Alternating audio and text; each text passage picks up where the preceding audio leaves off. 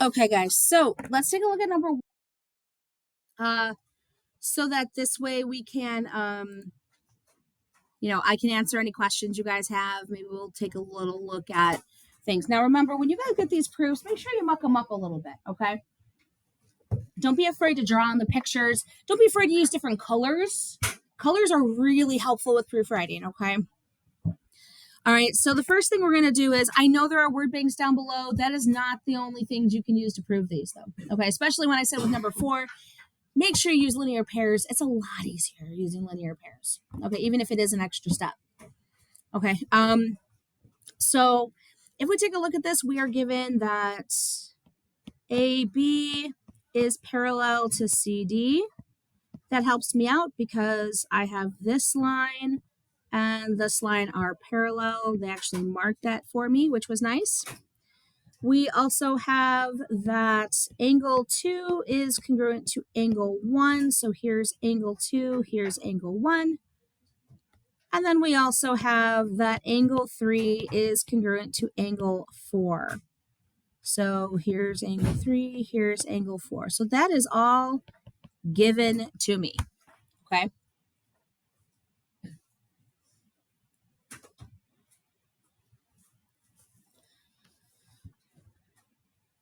So if we take a closer look, we see that we have these parallel lines, and this, like line AE, is acting as our transversal.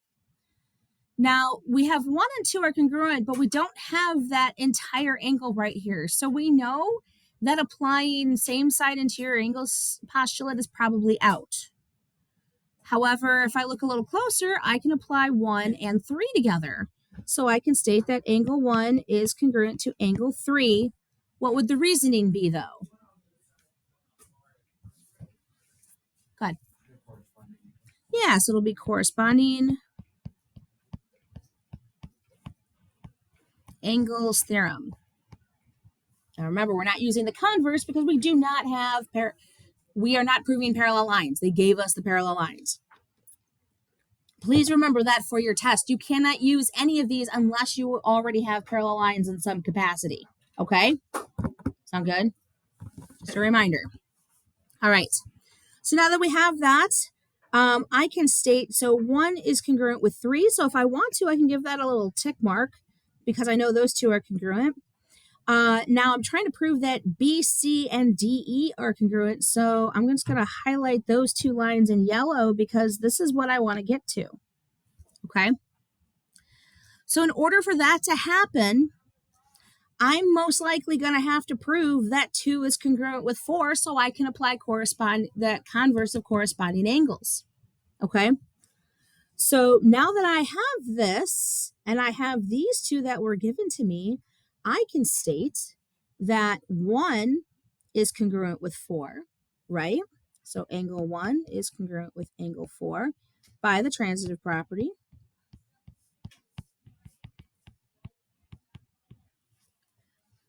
So here's kind of my glue that links everything together. And now my goal is to get 2 congruent with 4. Well, if you look right here, I have 2 is congruent with 1. So I can take this 2 and put it right here where angle 1 is. So angle 2 is also congruent with angle 4. That's by the transitive property.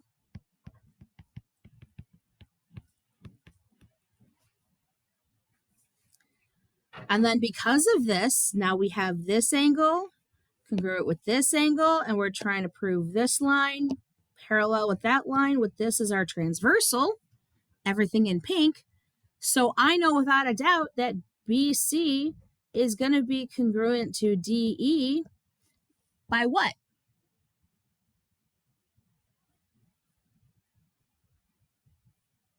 Go ahead, Alex. Converse of corresponding angles. This is a theorem, guys, in our book. I know it says postulate here.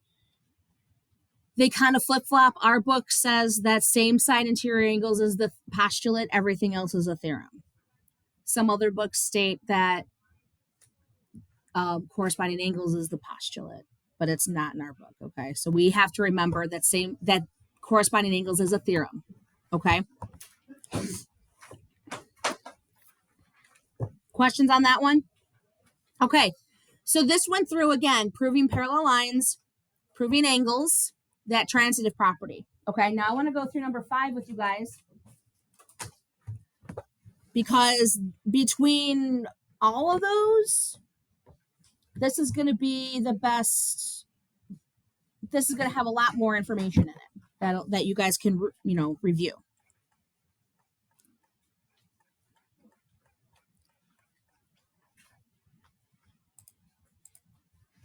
Okay, so now it is really tempting. Now we only have 4 different things here, okay? And there are tons of different ways this can be solved for. Okay, I'm going to show you my way because it's going to review quite a bit of things, okay? So we have A is parallel to B. That's given to us. That's kind of nice. So that means we can apply alternate interior angles, alternate exterior angles, and all that stuff. But our ultimate goal is to state that angle 2 and angle 7 are supplementary. Okay? So I got to do something that's going to apply both of those angles. So what I'm going to do here is I'm going to state that 2 and 4 are congruent. So angle 2 is congruent to angle 4. And I'm also going to state that angle 5 is congruent to angle 7. What's the reasoning, though? Good. Very good. Very good. Vertical angles theorem. Okay. Yeah. Is our proof on the test going to be more like number 5 or more like number 1? I have to double check it.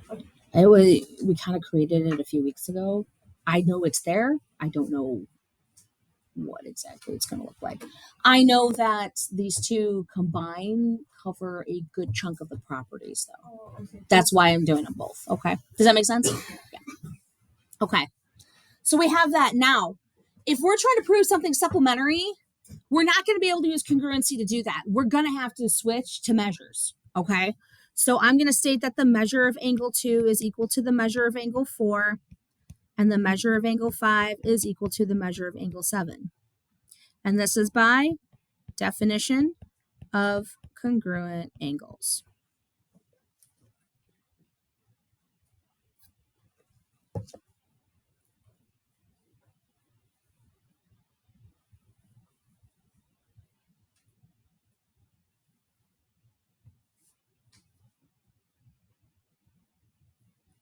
Any questions so far?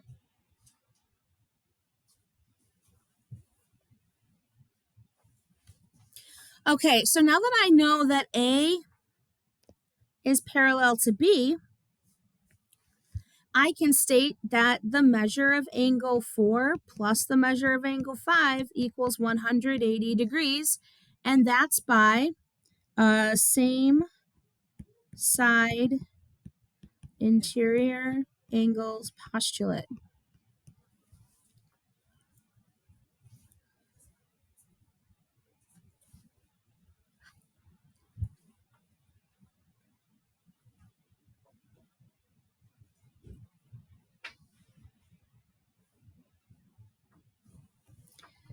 So now I have that these two, remember, are supplementary.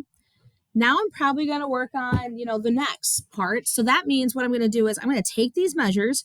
So measure 4 is going to get replaced with measure 2, and measure 5 is going to get replaced with measure 7. So I'm going to have measure of angle 2 plus the measure of angle 7 equals 180 degrees, and that's by substitution property.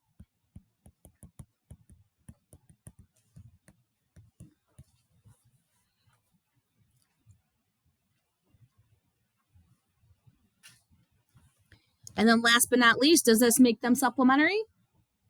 Oh, you're darn skippy, it does, right? So this is going to be angle 2 and angle 7. Oop. are supplementary. And that would be by the definition of supplementary angles.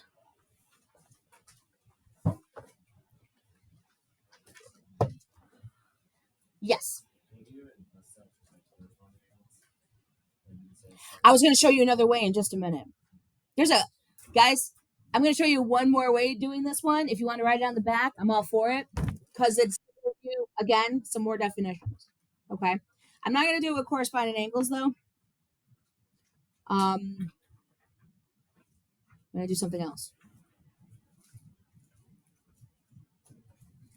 Any questions on this before I clear it? Okay. So remember, that word bank, like I said, it's good, but there's other ways to do this too, right? So again, I'm just going to start with my given. So A is parallel to B.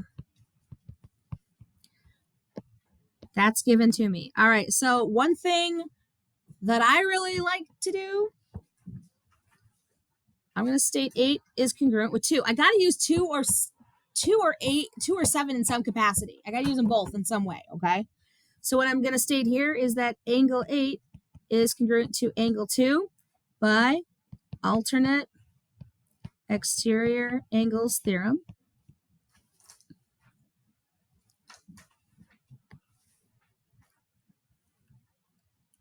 Now I'm going to incorporate angle 7 by stating, hey, angle 8 and angle 7 are linear pairs,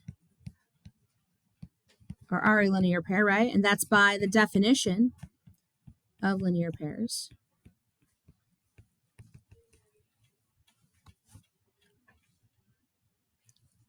And because I stated that they're a linear pair, I can state that they're what? Go ahead. Equal to 180. So in this case, the measure of angle 8 plus the measure of angle 7 equals 180 degrees. And that's by linear pairs theorem.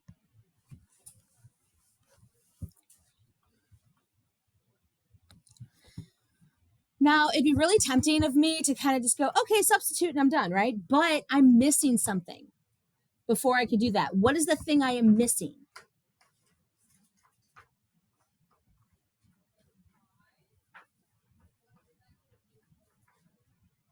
It's just one little piece of glue. Yeah. No, not yet. I can't define 2 and 7 as supplementary until I substitute in, but I can't substitute it in Y. Yeah. Because the measure of angles 8 and the measure of angles 2 are equal. They're not equal. They're congruent right now. I got to make them equal. Yeah. So I have to make sure that I do that before I do the substitution. It doesn't matter where that lands. It could have landed right after I stated congruence. It can land right now. It doesn't matter. Okay. But you got to put it in there before you do the substitution. Okay. So in this case, I'm going to state that the measure of angle 8 is equal to the measure of angle 2. That's by definition of congruent angles.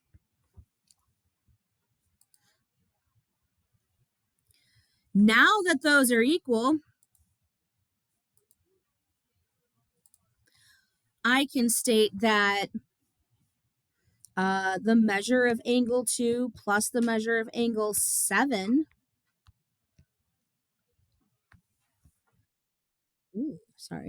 equals 180 by substitution property.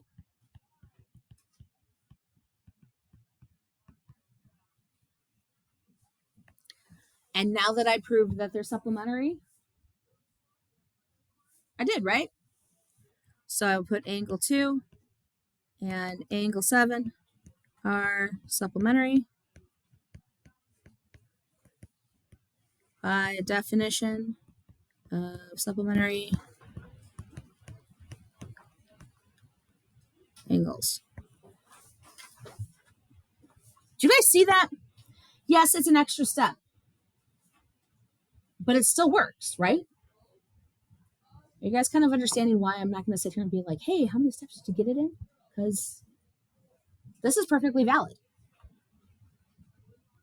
They still prove the same thing. It's just a different way of looking at it. Then someone just mentioned corresponding angles. Yeah, that would apply too. You might still have to use linear pairs, but you can use corresponding angles instead of alternate exterior. So many different ways. Just make sure that you have kind of the glue that kind of binds everything together. Like if I did not put this in here, this proof could have lost some points on a test. Okay? Because you can't jump from congruency and then substituting for measures if you don't have measures first. Okay? Does that make sense? Any questions? All right, I want you guys to work on these other three in class. You can come see me. You do not have to use the word banks unless you choose to. If you see a different way, feel free. I'll be more than happy to talk to you about, this is great, but are we missing something? Okay, so this way we can kind of solidify this stuff. There's also going to be a Scoot activity for you guys. Please complete the Scoot activity before you come to class tomorrow. Okay, I'm going to go over it right away with you guys before I give you the rest of the review. Questions? Okie dokie, artichokes. Have at it. Those of you watching at home, have a great day.